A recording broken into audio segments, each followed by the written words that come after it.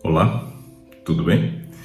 Queria conversar com vocês a respeito de um assunto muito importante. Quero conversar sobre saúde, como sempre faço, mas quero abordar um aspecto importante da saúde, que é o seguinte: quando olhamos para o aspecto saúde, não podemos nos restringir a simplesmente olhar para a questão física como sendo o todo a respeito da nossa saúde. Não é assim que a coisa funciona. Nós precisamos entender que saúde é composto por 4 aspectos importantes. É o alicerce para que você construa uma vida saudável: aspectos físicos, aspectos emocionais, aspectos sociais e aspectos espirituais. E existe uma relação entre todos esses aspectos: físico afetando emocional, emocional afetando social, social afetando espiritual, espiritual afetando físico, assim por diante. Sempre uma via de mão dupla. O físico afeta o emocional, que afeta também o físico. Assim, as coisas se processam dessa forma e é simples assim. Porém, eu queria compartilhar com vocês algo importante.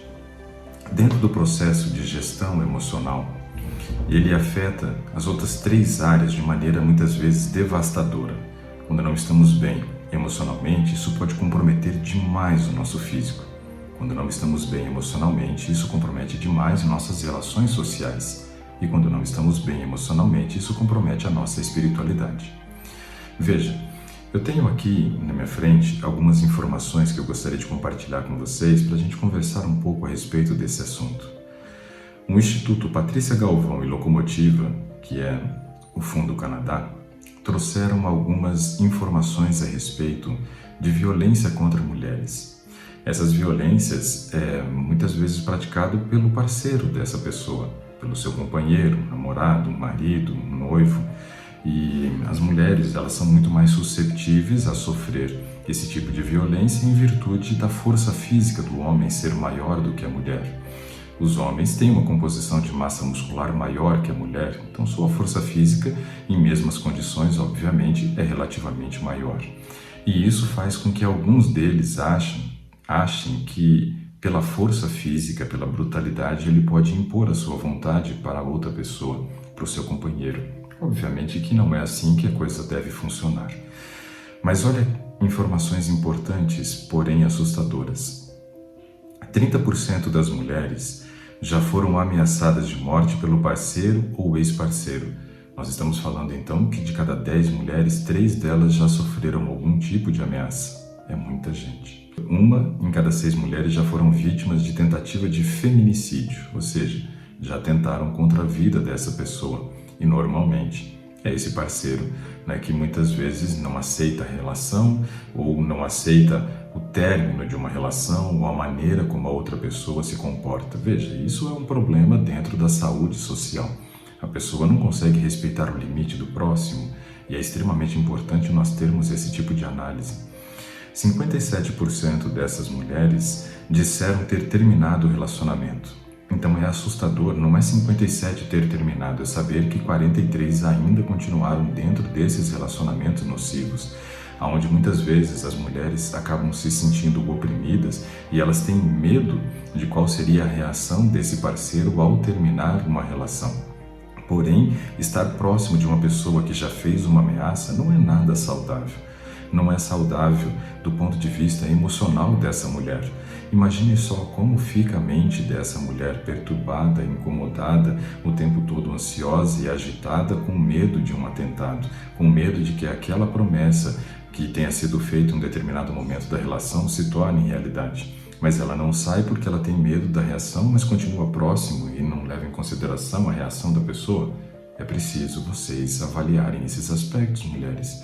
Vocês precisam considerar que, ao ser ameaçada por alguém, essa não é uma pessoa da qual você deva depositar credibilidade.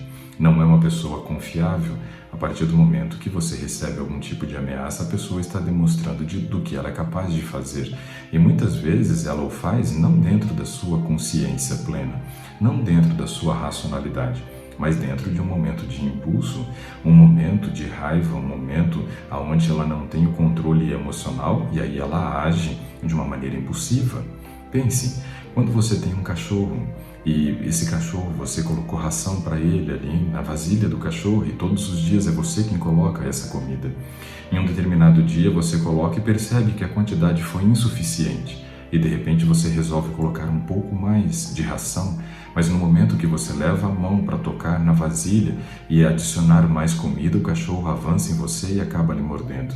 E você pensa, poxa, mas sou eu que o alimento todos os dias, sou eu que supro as suas necessidades e por que ele atentou contra, né, a minha pessoa e me mordeu? Porque o cachorro é irracional e ele não tem essa capacidade ímpar que nós seres humanos temos de pensar, avaliar e tomar decisões racionais. Mas entenda que uma pessoa tomada de raiva age da mesma forma que esse cachorro.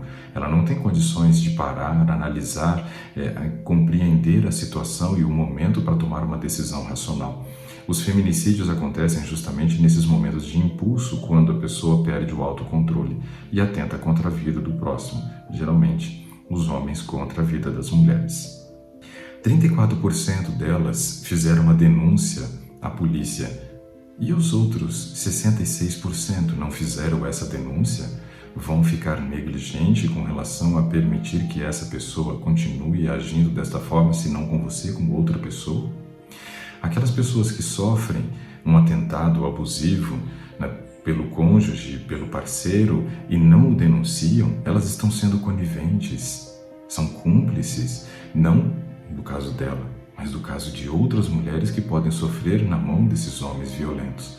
É importante pensar, se você sofreu qualquer tipo de abuso, é necessário sim que haja, né, a denúncia, porque a denúncia coíbe, proíbe e alerta para que outras mulheres não entrem nessa enrascada, nessa fria, mas que você também não seja cúmplice do que pode acontecer com uma outra pessoa. Talvez ele não tenha concluído o ato de, né, levar a cabo aquilo que foi apresentado como ameaça contra você, mas pode ser que ele faça em uma outra situação contra uma outra mulher. E, pasme, essa informação é assustadora. 12% não tomaram nenhuma atitude. Nenhuma atitude. 12% não fizeram absolutamente nada, sofrem caladas e estão com seu emocional em frangalhos. Veja, são aspectos importantes. Quando falamos a respeito de saúde social, dos nossos relacionamentos, a maneira como eu me relaciono com o meu próximo, isso vai afetar diretamente todas as outras áreas da minha vida. Quanto dessas mulheres que hoje estão sofrendo pela angústia de não ter feito absolutamente nada ou serem ameaçadas pelos seus companheiros, que logo essas mulheres, por conta de cultivar esse sentimento de angústia, esse nível de ansiedade, pode gerar uma baixa na sua imunidade e desenvolver uma doença autoimune? Quantas dessas mulheres podem não desenvolver também um tumor, um câncer, em virtude dessa angústia que ela tem guardado? O ato de compartilhar, o ato de expor e falar é extremamente necessário. Quero destacar isso porque foi algo que saiu ontem na mídia. Ontem não tive tempo de fazer a gravação, hoje é dia 24 de novembro de 2021, mas eu estou querendo trazer esse alerta, querendo trazer essa reflexão para vocês, mulheres. Não convivam com esse tipo de situação. Vocês merecem mais. Vocês precisam estar no controle emocional da sua mente e para isso é necessário ter atitudes. Não fiquem coniventes. Que Deus abençoe todos vocês. Obrigado pela atenção até aqui. Nos vemos em um próximo momento. Um grande abraço. Tchau, tchau.